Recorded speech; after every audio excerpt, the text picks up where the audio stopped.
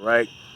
He was at a Native American settlement. Some guy named Philip had caught him or whatnot, and brought him to the authorities. He got executed brutally. They cut him up and shit and sold parts of him. But the thing that I found notable about him is like when he got caught during his execution, because let's see, the trial with him went on November 5th, and he got executed November 11th of 1831. And they asked him if he had any remorse or anything like that. He was like, did Jesus have remorse when he got crucified? So he was another person that also believed what he believed in and died for his belief, even if he was in a minority. And I touch on that part in a second because I feel like that the numbers doesn't really give an excuse to that, but it is what it is. Now, as far as him, like I say, the ramifications, every southern state started passing laws to prevent African Americans from reading and freely preaching in their church. Based on what I read, if I can recall correctly, it was only like 3 states that didn't pass these laws, which was Kentucky, Maryland, and Tennessee at the time. As well as just like that movie Rosewood, those people dealt with, those people as far as like African Americans back then, they dealt with a Rosewood episode, but more so collectively. They said like hundreds of blacks were killed, of course, hundreds of innocent blacks. These included both slavery and free blacks. So therefore, a lot of property damage when you look at it from a practical standpoint. People kind of became unsettled for a while. It also gave a little bit more credence, at least from a conceptual point of view, to those who believed in the raw perspective that Harper Williams speaks on, as far as the bruteness of African Americans. And people suffer ramifications both in the North and the South as well. So this is also during the lifetime of John Brown. Let me point that out as well, because John Brown was born in 1800, right? Now, as far as John, this is what I found fucking interesting too. Okay, this is what 1831.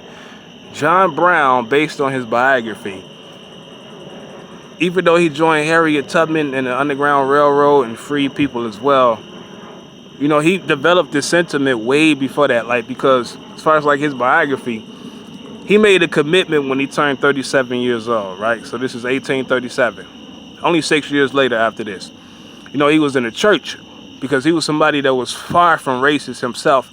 And I believe that to be true because his exotic background, is similar to John Quincy Adams. So I don't really, I know for sure, like,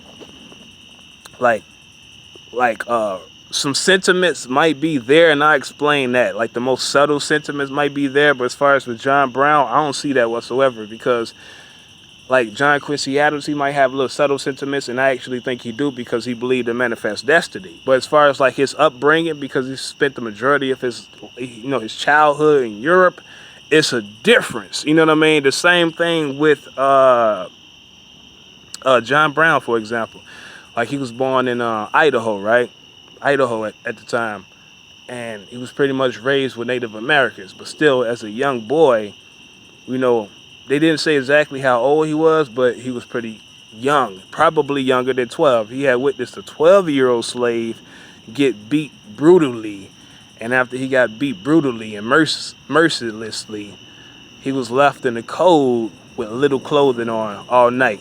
Now, based on his biography, that was an experience that greatly affected John Brown, and it changed him. You know what I mean? He developed hatred for people who think like that. So by the time he reached 37 years old, he had already been, because he was married by then, because his wife, for example, Mary Ann Day Stewart, she was, I think he married her in 1833.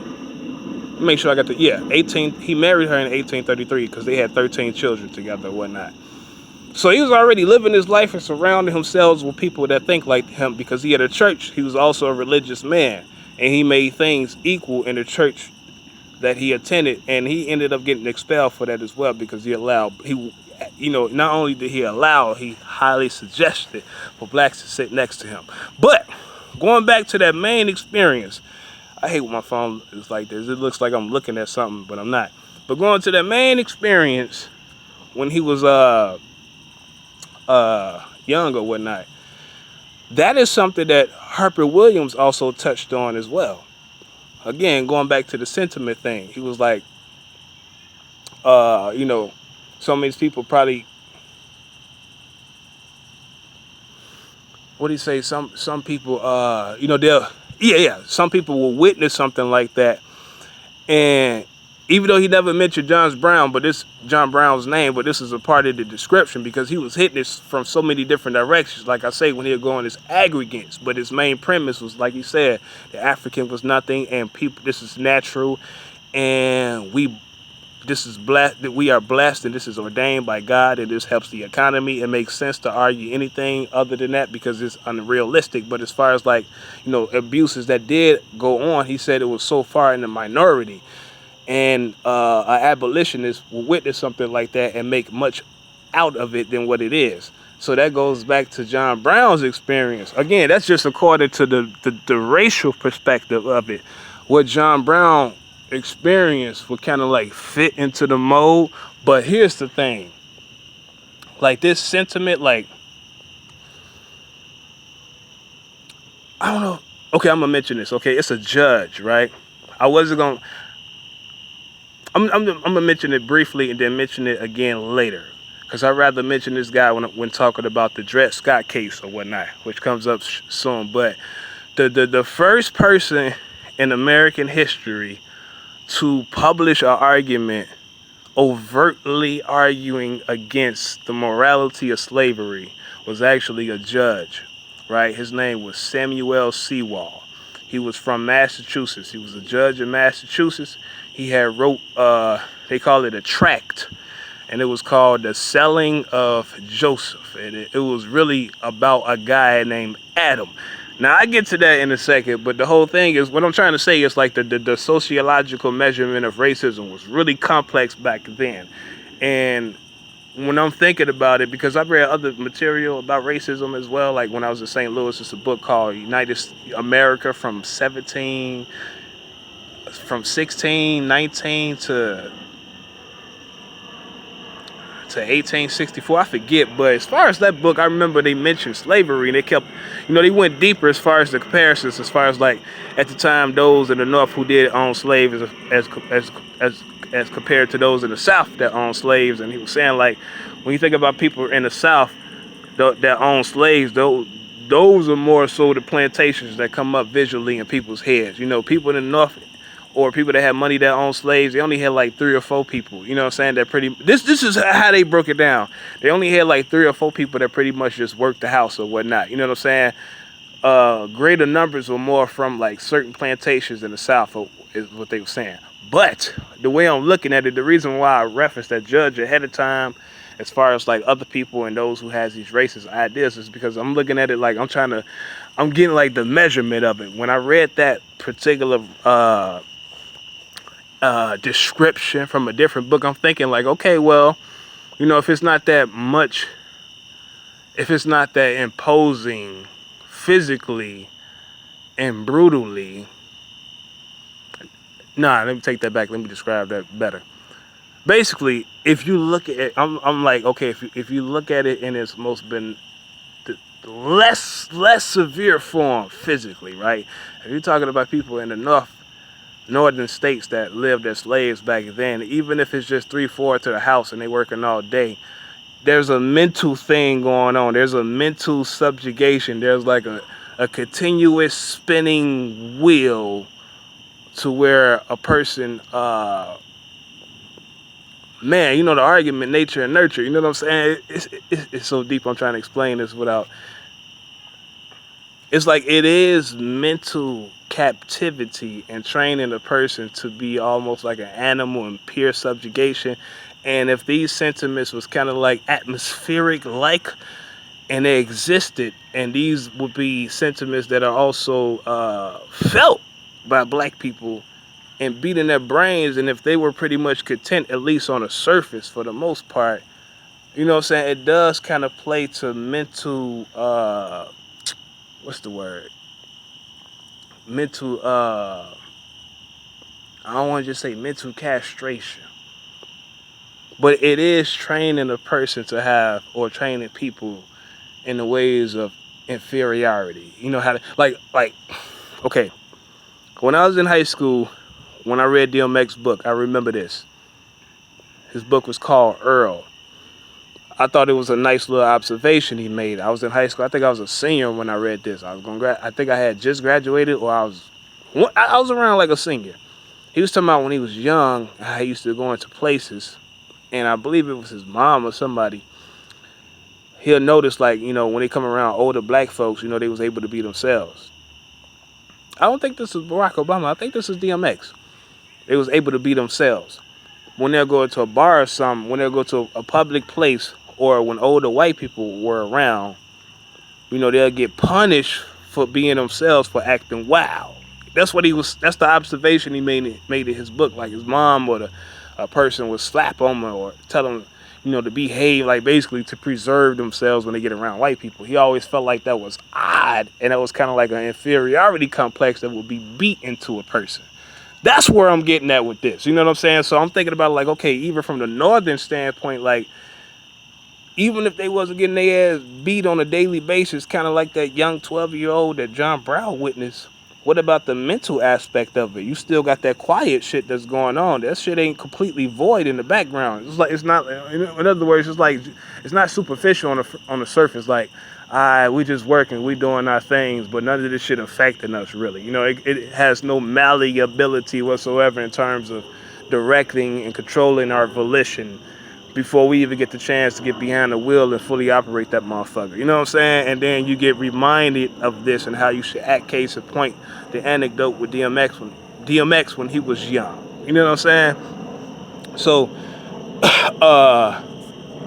that's kind of how I'm looking at it when thinking about Harper Williams' arguments. You know what I'm saying? I'm like, okay, on the surface, I see what you're saying, but then again, like I say, his exotic premise, which he is nakedly like expressing in his writings, which is shit, this is natural for them. You take them outside of this captivity, they're worse off in a natural environment amongst themselves. Now I'll go speak further on that as I go along, but I'm looking at my phone. I'm at 46 minutes. I'm trying my best not to make this vlog more than an hour and 40 minutes. So I'm gonna try to keep going. Now, so that's that, as far as that. Now, another thing that as far as like those laws, it gave me clarity on something, because I had to look at the statistics when I found out about those 3 states that, were the only ones that didn't pass laws for, like, black people not to read and all this type of stuff. Again, Tennessee,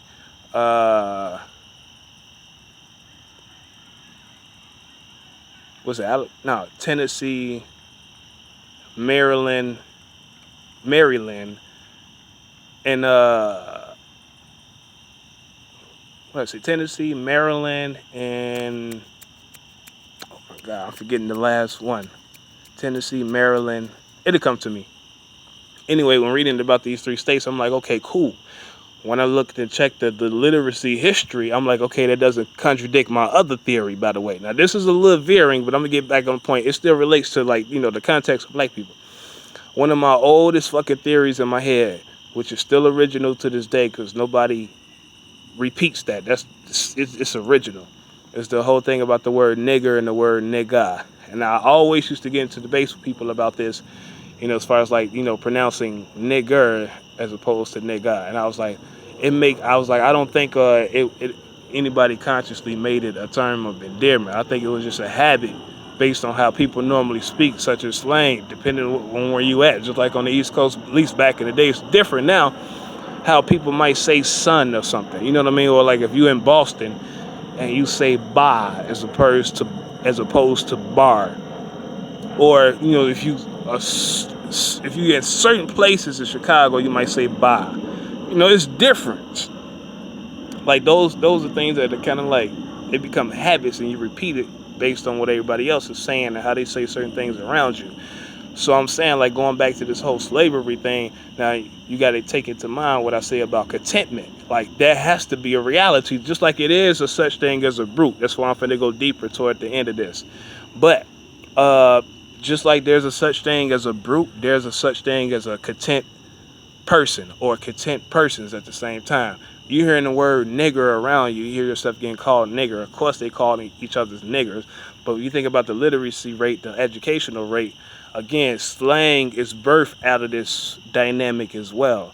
Certain words gonna become naturally pronounced differently. I'm pretty sure nigger wasn't the only word that was pronounced differently by black folk back then, at least in many places, compared to how white folks used to say the word. I'm pretty sure there's a whole host of words too. So nigga was just the way that black people ended up saying the word. It wasn't no conscious decision to say, man, that just makes that mean like my guy or something. You know what I'm saying? Or my homeboy or some type of synonym as a term of endearment. You know what I'm saying? We gonna take the literal meaning after out the word and use that shit creatively. I don't think that's the case. I think that's a poetic expression of the word, which is cool, but realistically speaking, that shit was just based off habit of how people talk. You know what I'm saying? Now, as far as like the psychological aspect of it, of course that shit changed over time. I'm not even arguing that. I'm talking about just as far as like the sociological measurement of racism, and when you include black people collectively speaking and how black people may have viewed themselves. Again, there is a such thing as a view. That's not just a brute. That's not just a color thing. Hence, you know what I'm saying, so-called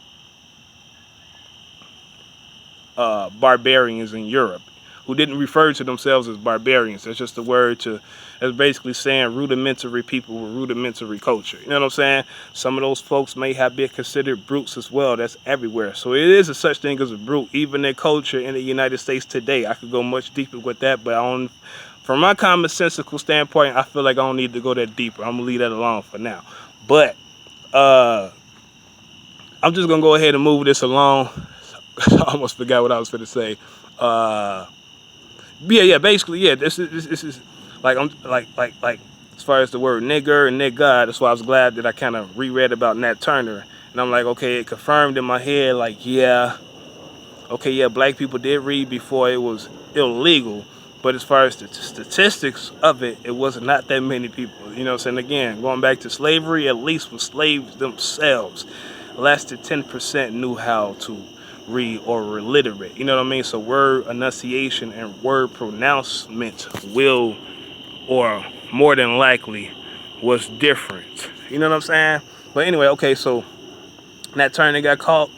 He got killed. Many people throughout the country got killed. Harsher laws were erected, etc. Now, going back to, uh, okay, John Brown, he made his commitment, 1837. He was married at that point. 2 years later, after that, in 1839, okay, that's when the La Amistad case happens. All right. Again, this is leading up toward the Civil War. Uh, this includes Spain,